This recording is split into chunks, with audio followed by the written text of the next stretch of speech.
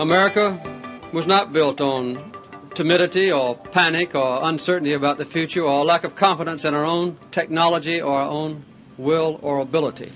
America was built with vision, with faith, and also with hard work. I dedicate this afternoon this solar heater, harnessing the rays of the sun to the benefit of those who serve our country at the White House, with the faith that American technology will meet challenges that lie ahead, and that we will build a more self-reliant and a more secure nation for the generations to come.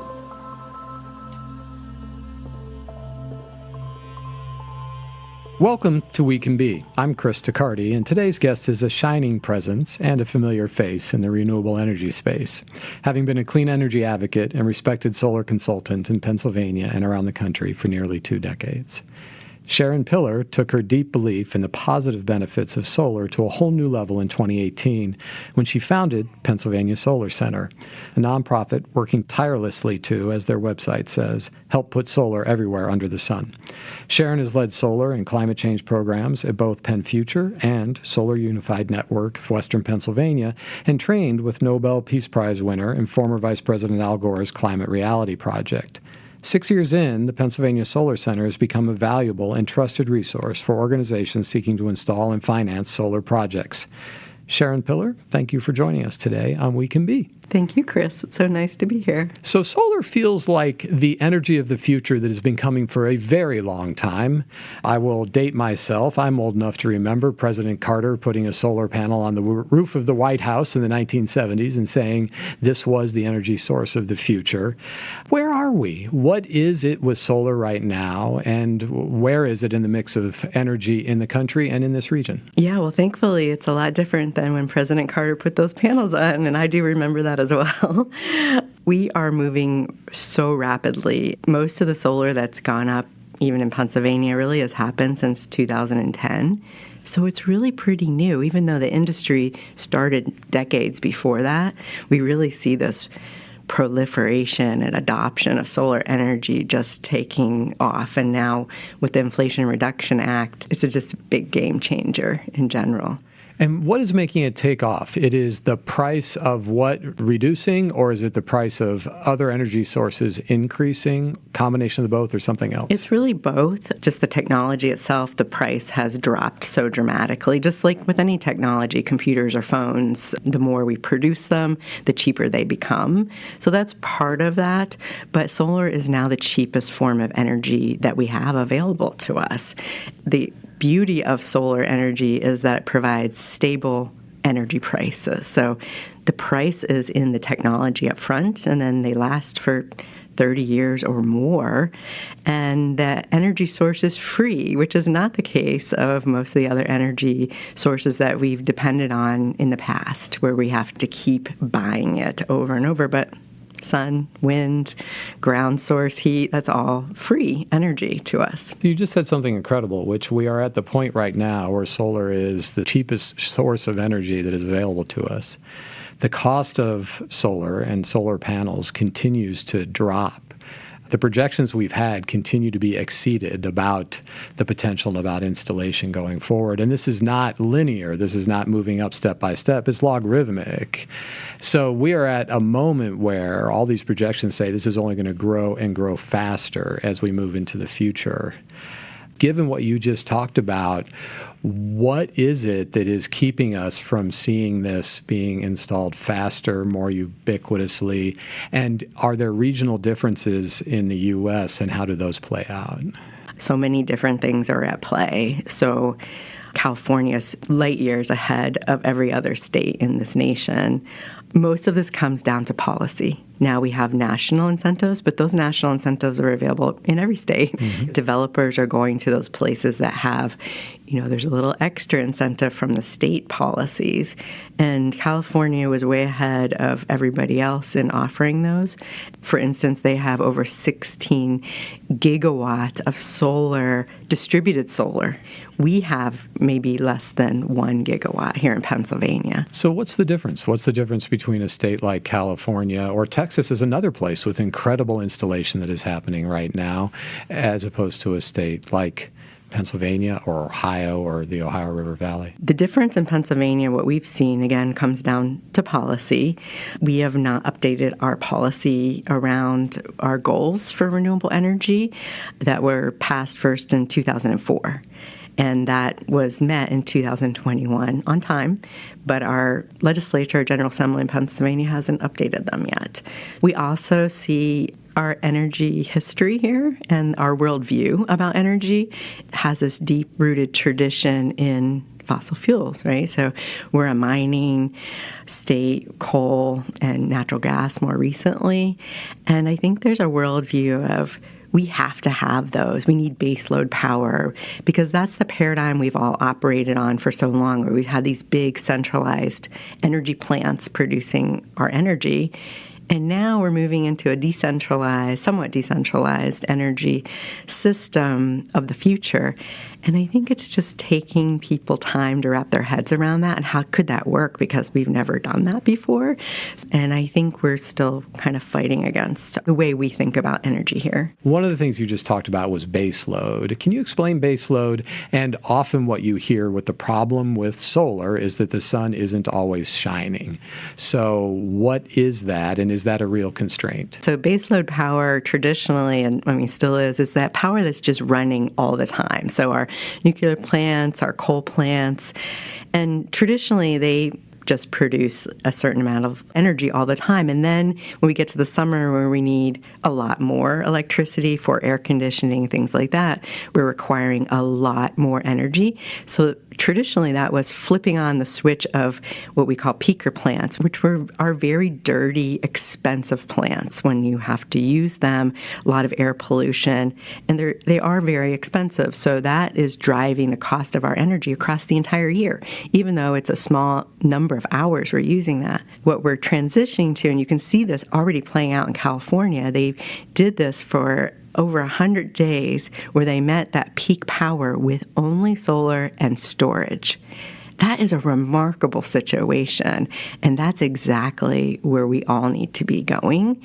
Renewables work really well, solar and wind. Wind is often working at nighttime, and solar is working more, of course, during the day. So those things play really well, and this advancement of storage is extremely crucial to this whole transition, which is really kind of in its infancy. Yeah, I think that's remarkable. That storage question has been the one from the beginning that everybody said was the trip up, but you look at California, you look at Texas, you look at some of these other places, and it is happening much faster than people thought that you actually can meet that issue of intermittency with storage.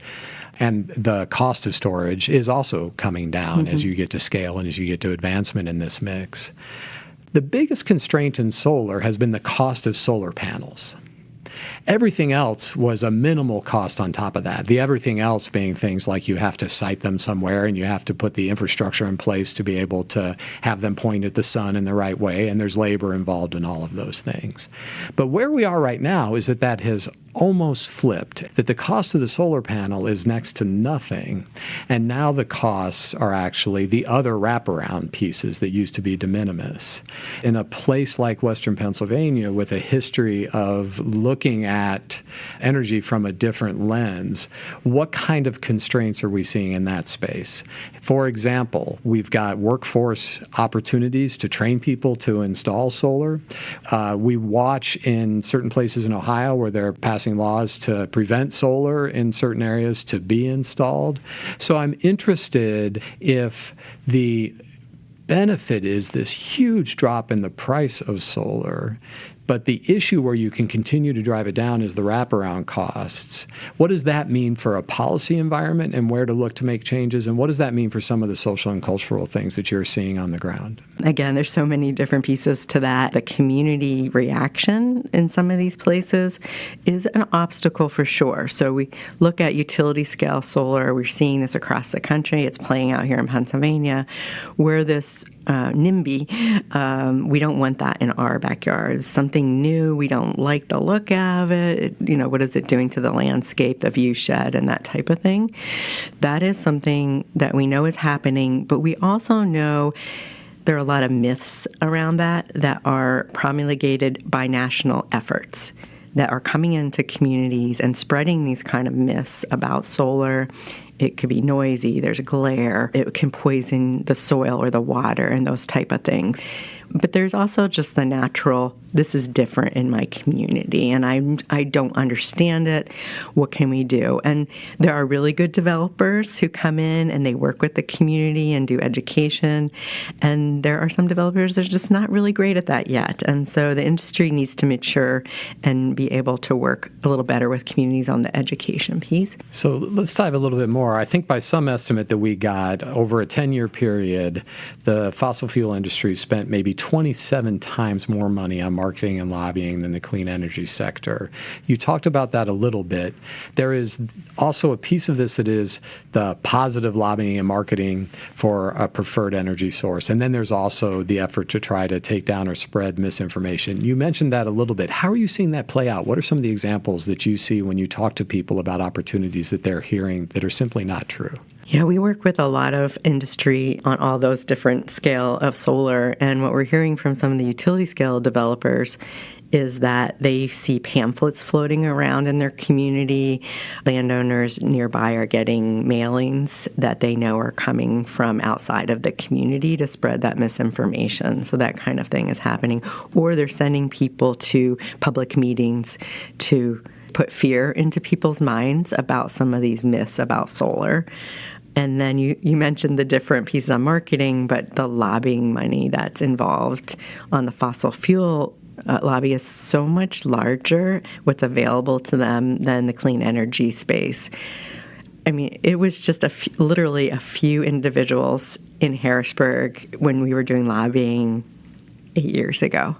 Now we actually see some of these companies that are larger have their own lobbyists in Harrisburg on the clean energy space.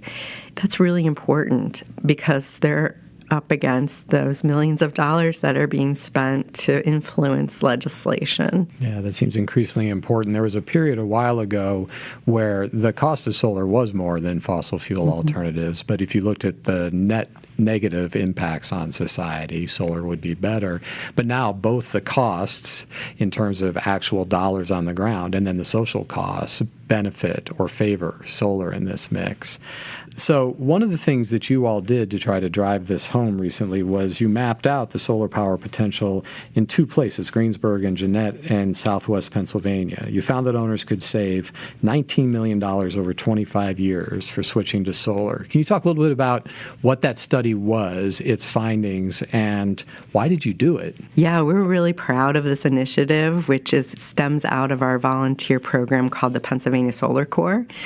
Part of our mission is to bring solar or help it benefit all Pennsylvanians, but we really feel like we need to do that in underserved, under-resourced communities, and that's one of the reasons that we're focusing on Justice 40, and that's the federal incentives are focused on Justice 40 as well. What we do is we have over 70 volunteers now that every month we hold one of these sessions and we pick a community and we'll look at the Justice 40 map on Google Maps, identify those areas. We'll also look at the critical infrastructure in those communities, so fire, police, libraries, community centers, and where we want to really strategically start looking at where we put solar and storage. But in Westmoreland, Jeannette, we've identified 40 projects there that have a pretty good solar potential. And then New Kensington is about double that we've identified. So what we're going to be doing is working with community leaders to create an entire campaign around Westmoreland County focused on these communities. And we had already done this in Beaver where we did a mailing. We have all the addresses now. The volunteers pull off the address of whatever building it is. They use this free online tool called PV Watts where they can go in, anybody can use it, look up an address and draw the outline of the roof or the property, and it will estimate about how much solar potential it is. And then we bake that into our savings calculators and estimate about how much potential that is. These are 2-hour sessions that we do these volunteers, and each session we can map about 60 or 70 properties using the volunteers. So the more volunteers we have, the more properties we can map. The motion is adopted. Tonight, Democrats celebrating a hard-fought victory. passing the Inflation Reduction Act, which will increase taxes on large corporations, allow Medicare to negotiate the costs of prescription drugs, and it makes massive investments in cutting greenhouse gas emissions. The legislation includes thousands of dollars in tax credits and rebates. They cover purchases like electric vehicles, solar panels, or energy-efficient upgrades to your homes. Step back a minute. You mentioned Justice 40 communities, and you mentioned the federal legislation, the Inflation Reduction Act. It's the largest federal legislation in history that gives incentives, tax breaks, or grants to be able to advance the transition to a clean energy economy. And its many programs have to be matched and implemented at the very local level. So talk about how beneficial that has been, and talk about what is still complicated about making these things happen at the level of a fire station in a small town in rural Pennsylvania. Yeah, it's the most impactful legislation I think we've seen, at least in my lifetime, for transition of energy and maybe a lot of other things too. And it is making a huge difference. So we've had the investment tax credit available for many years. The 30% tax credit was available to homeowners and available to businesses, but not to nonprofits. One of the really great things is it's now available to nonprofits that can take advantage of this. And then there are these adder bonuses. So there's certain communities that are called energy communities where they've lost employment from the traditional energy economy. They qualify now for an extra 10%. There are also low-income communities that can qualify for another 10%. So some of these really add up to something very significant. There are also utility grants and rebates as well now, too, in most utilities in Pennsylvania. Now there's a school grant program. This is a huge game changer in getting the attention towards solar, and that savings over 10 years is enormous, and they start saving on day one with their electricity bill. Yeah, that's fantastic. As you said at the very beginning of our conversation, once you get it installed, it is essentially free for decades, but the getting it installed is the thing that we're talking about here and being able to make that happen. So one of the things we do, I'm going to step aside for a second, is we have a guest questioner. Hi, Sharon. It's Rob Stephanie, Senior Program Director for Community Economic Development at the Heinz Endowments. You've been an incredible asset and partner for clean energy projects over the past decade, and we're deeply grateful for all the great work you've done. My question for you is this. One of the most meaningful solar installations for folks here at the Endowments is on Mill 19 at Hazelwood Green. That's a former steel mill brownfield that's been remediated and being developed into a thriving technology center.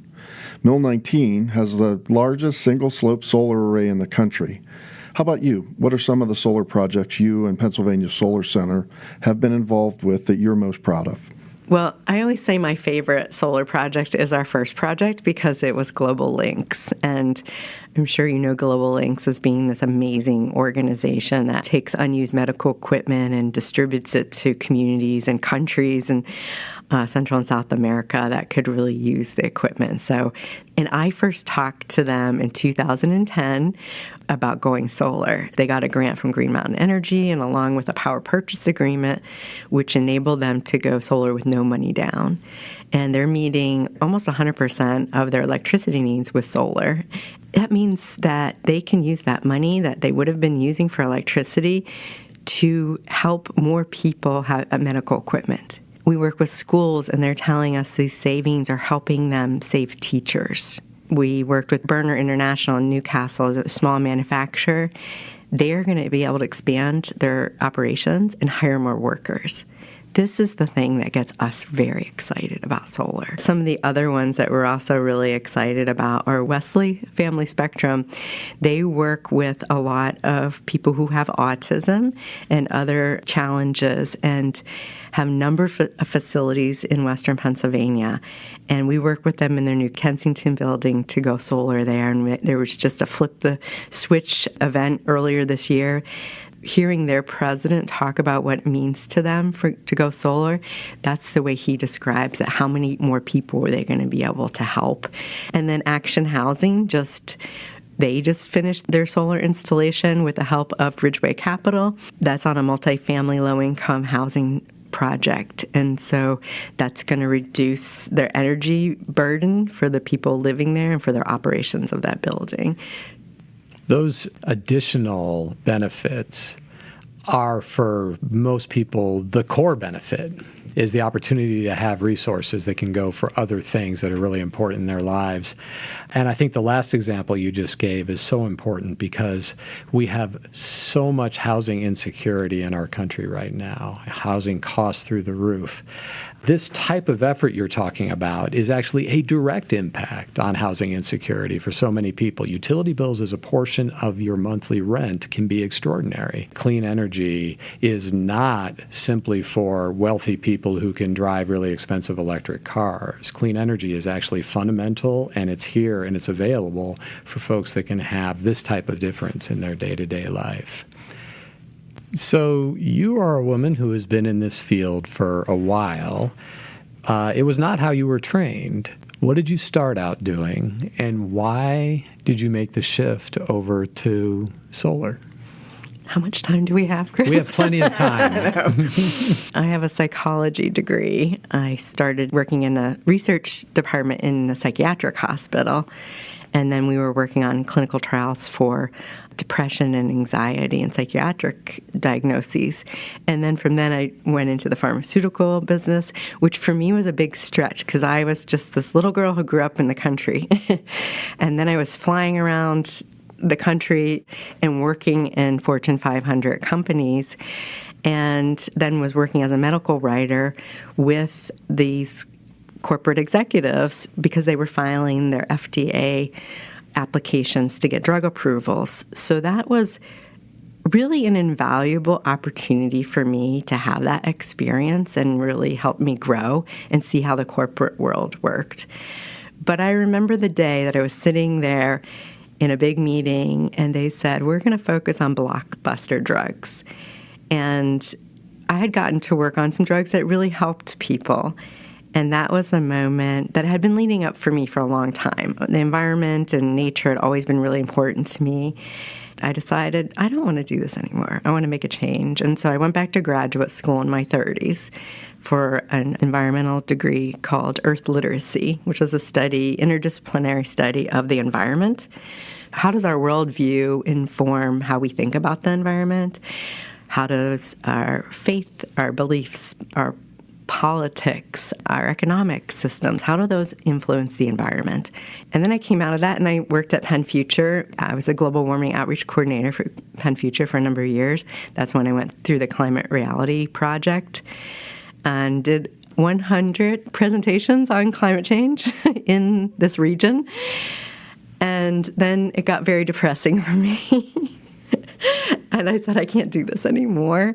But I was still at Penn Future, and there was an opportunity there to transition into the solar energy program that we developed there at Penn Future. And for me, it was the most perfect fit because I wanted to focus on the solution to climate change. You may never hear the Solar Center talk about climate change because we're talking to people sometimes they don't believe in climate change. And in some ways, I don't want to say I don't care that they don't believe, but if they're going to take the steps that are helping climate change, we want to get them there for whatever reason they're getting there. So it always comes to economics for them. So we're going to talk about the economic benefits. And if they're helping the climate at the same time, that's just another big benefit, right, to get there. From Paramount Classics comes a film that has shocked audiences everywhere they've seen it. The Arctic is experiencing faster melting. If this were to go, sea level worldwide would go up 20 feet. This is what would happen in Florida. Around Shanghai, home to 40 million people. The area around Calcutta, 60 million. Here's Manhattan. The World Trade Center Memorial would be underwater. Think of the impact of a couple 100,000 refugees, and then imagine 100 million. So the Climate Reality Project And Al Gore, I think the only person in history that turned a PowerPoint presentation into a Nobel Prize in partnership with the Intergovernmental Panel on Climate Change, which is extraordinary. A powerful movie, Inconvenient Truth. And out of that, a belief that working with and training people to make that presentation to help raise awareness that this was a problem that was not sometime way off in the future, but was much more immediate. Well, how much of that interaction, though, led to this solutions-focused piece for you? Oh, it was very transformational for me. It was huge. At the time, we were all reading so much about what was happening with the climate, and I think that was just sort of the beginning of this blossoming of awareness. Al Gore was there all the time explaining his slideshow and training us how to do the slideshow. There were Richard Alley from Penn State, climatologist, was there. So it was just a really remarkable experience to go through all of that.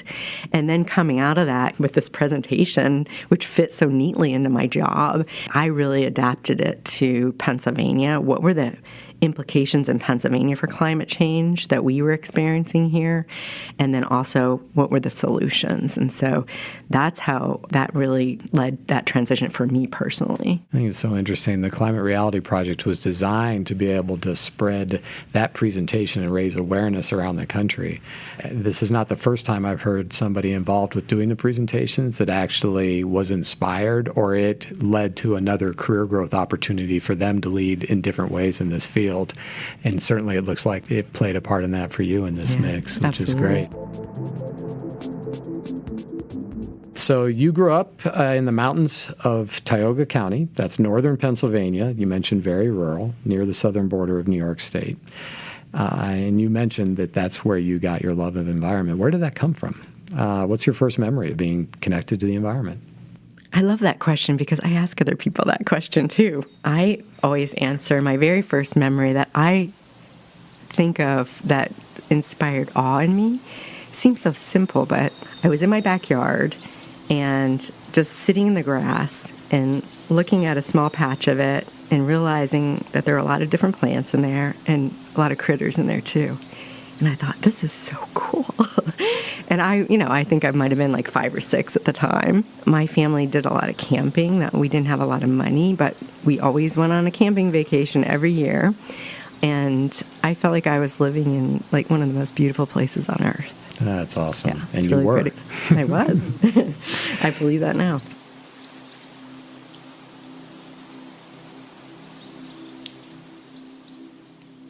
What happens when the IRA starts to end?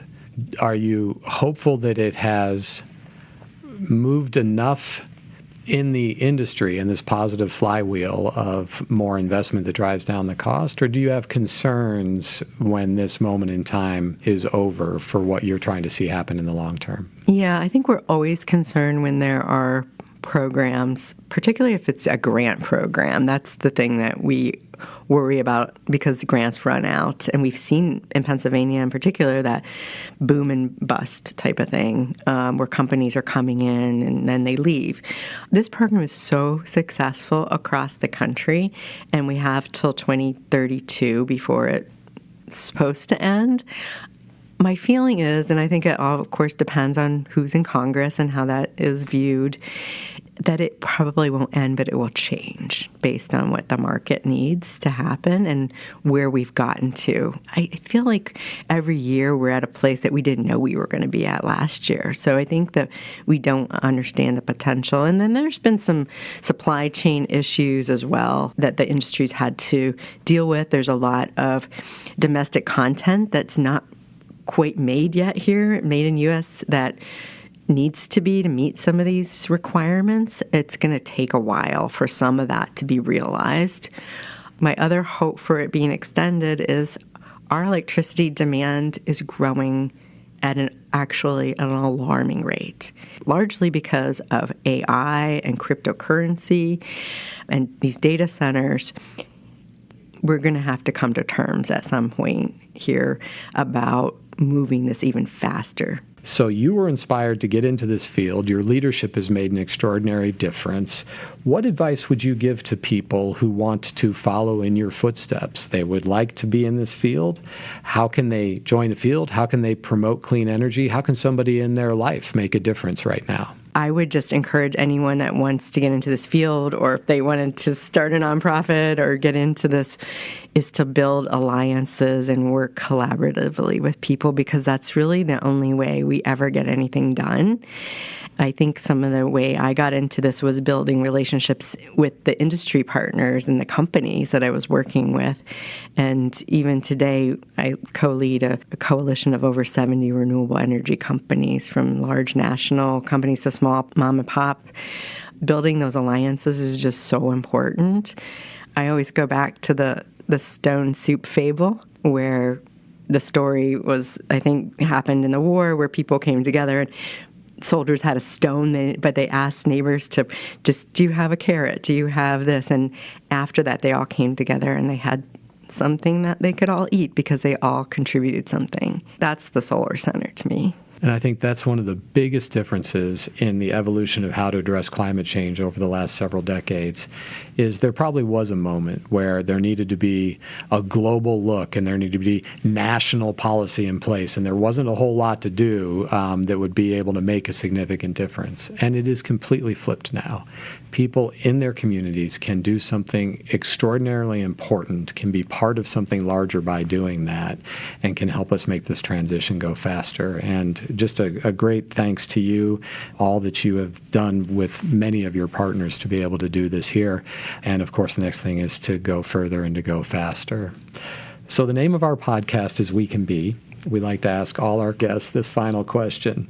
What do you believe we, our city, region, country, can be? We have such innovation in Pennsylvania, and that history of innovation and collaboration across the private and public sector, from local communities doing that to, big statewide or national organizations. And we have that can-do spirit here. We've always had that with all the industries that we have spawned in this region. And I just am so hopeful that we've been an energy leader. We've been the center of energy in this region, and I don't see any reason why we can't be the clean energy leader in this region too. Fantastic. We used to be the energy center of the world. We will be again. California, look out. So, exactly. Jen Piller, thanks for being with us today. It was great to talk with you.